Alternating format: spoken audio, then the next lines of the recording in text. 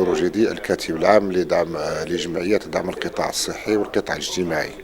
نظمت هذه الجمعية هذا الصباح ديال الجمعة بعملة إقليم بركان يوم تحسيسي حول عملية التبرع بزراعة الأعضاء والأنسجة، وتبين من خلال الناس اللي حضروا في هذا اليوم هذا لأن هذه العملية كان القانون اللي تنظمها في المغرب وتنظمها يعني بواحد الشكل جيد مقارنة مع القوانين اللي كاينة في بعض الدول الأخرى. أيضا بينت باللي أن هذه العملية كان ترخيص شرعي لها وتعتبر صدقة.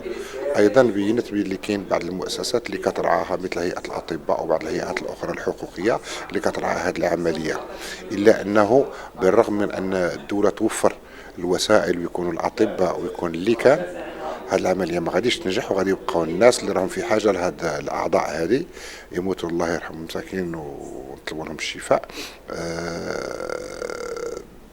بلا هذه الأعضاء، لأنها كتجي من عند الإنسان. لهذا واجب على المواطنين ديالنا باش تكون واحد الحملة تحسيسية لهاد المواطنين ديالنا باش يتبرعوا بالأعضاء ديالهم، لأن هذا الشيء هذا ما فيه غير الخير إن شاء الله للمرضى والبلاد ديالنا. ونطلبوا الله اللائحة تكون قوية ديال التسجيلات وما يتعرضوش الناس على هذا العمل اللي ما فيه الخير. Oui. Docteur Samir Qaddar, je suis président du réseau C3M, le réseau des compétences médicales des Marocains du monde. Je suis anesthésiste réanimateur de profession, donc je sors de l'Université libre de Bruxelles et de Sciences Po à Paris. On est venu dans le cadre de cette mission, une mission très noble, celle donc de faire une sensibilisation dans le cadre de dons d'organes et des tissus. Il faut se dire que dans ce cadre-là, le Maroc reste quand même en insuffisance assez notable dans ce domaine. Il est tout à fait important donc de sensibiliser les donneurs potentiels et de mettre l'accent sur les avantages, les différents avantages qu'on puisse avoir. C'était l'occasion de faire des présentations de haut niveau, parce qu'il y a des experts dans le domaine de transplantation cœur-poumon et transplantation abdominale qui sont venus donc nous donner un coup de main. Et avec la présence aussi du professeur Mchraoui, ici présent, vice-président du réseau, et un grand cardiologue et professeur d'université, deux universités allemandes. Et c'est bien indiqué cette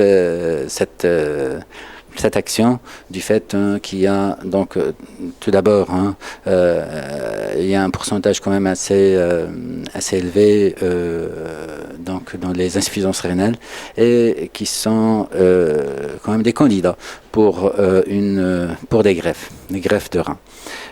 D'un autre côté, cette conférence de Berkane fait suite de la conférence de Jarada qu'on a tenue hier auprès du siège du conseil provincial et à la demande donc des élus de Jarada ainsi que du monsieur le gouverneur de Jarada.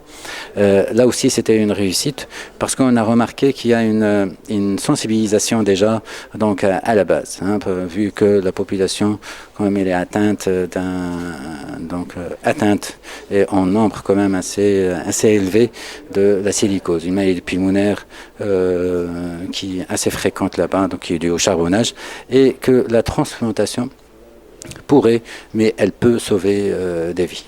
Donc voilà, l'action continue. Je compte sur vous, sur la médiatisation, sur la sensibilisation, sur quand même tous les acteurs de la société. Je compte sur tous les acteurs, mais vraiment au niveau de l'enseignement, au niveau de la santé, au niveau à tous les niveaux, le tissu associatif, donc qui puisse faire la main dans la main, donc pour aller ensemble dans ce domaine. Je vous remercie. اسمي عبد الرحمن مشراوي، أنا مختص في أمراض القلب وأستاذ في جامعات في ألمانيا، جامعة كيل وجامعة بوخوم. أنا متقاعد حاليا لكن أقوم بمبادرات تعاون بين ألمانيا والمغرب. ولقد سمعنا أن القوانين المغربية تسمح بزرع الأعضاء، ليس هناك أي مانع لا مانع قانوني ولا مانع ديني.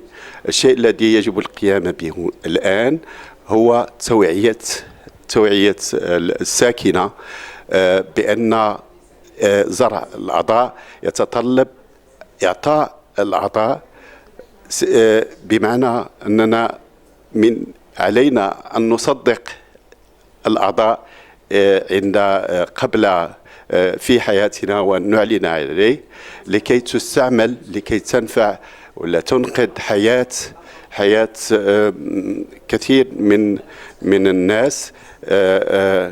لنتصور أن إنسان واحد يمكن أن ينقذ حياة ثمانية إخوان آخرين، وهذه أحسن صدقة يمكن أن يقدمها الإنسان لأخيه.